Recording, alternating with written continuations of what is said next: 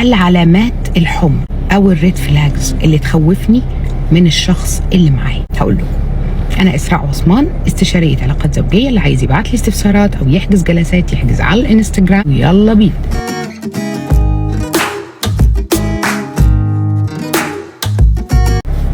أنا هقول لك أمثلة، طبعا مش هقدر أحصي كل شيء، بس هقول لك 3 أو 4 أمثلة خدي بالك منها. رقم 1، الشخص اللي مش عايز يظهرك للناس، الشخص اللي لما حد بيقول له مين دي بيقول دي صديقتي، الشخص اللي مش عايز يعمل لك على الانستجرام اضافات، الشخص اللي مش عايزك تشوفي هو بيعمل ايه في حياته، الشخص المبهم اللي انت مش عارفه يومه بيمشي ازاي، تاخدي بالك قوي. تاني حاجه، الشخص اللي ما عندوش قيم. يعني ايه؟ في راجل او ست ملهاش كبير او ملوش كبير، يعني اهله ما بيعرفوش ياخدوا معاه حق ولا باطل، ما عندوش حرام وحلال، بيعمل اللي هو عايزه، تقولي له حرام مكبر دماغه. الشخص اللي ما فيش حاجه في حياته اسمها انا ما اعملش كده، كل حاجه عنده يقدر يعملها. في بعض البنات بتتخيل ان هو عشان بيحبني هيتغير، ما فيش حد بيتغير عشان حد، لو التغيير مش طالع من جواه هيتغير مؤقتا وبعدين هيقلب عليكي تاني. ثالث حاجه،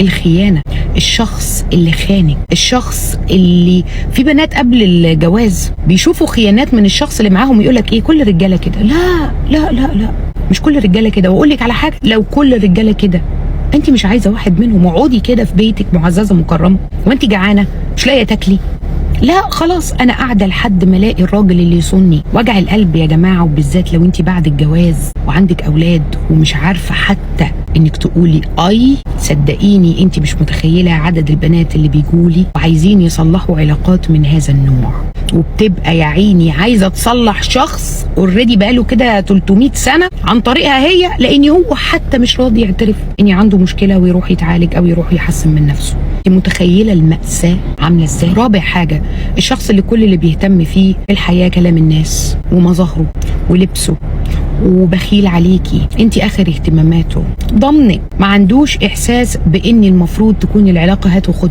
العلاقه بالنسبه له خد بس. لازم تفكري بعد كل الامثله دي في حاجه واحده بس، هل الشخص ده لو عندك بنت او اخت وتقدم لهم، هل انت شايفه ان انت هتوافقي ولا هتقولي لهم في احسن؟ فكري بالطريقه دي.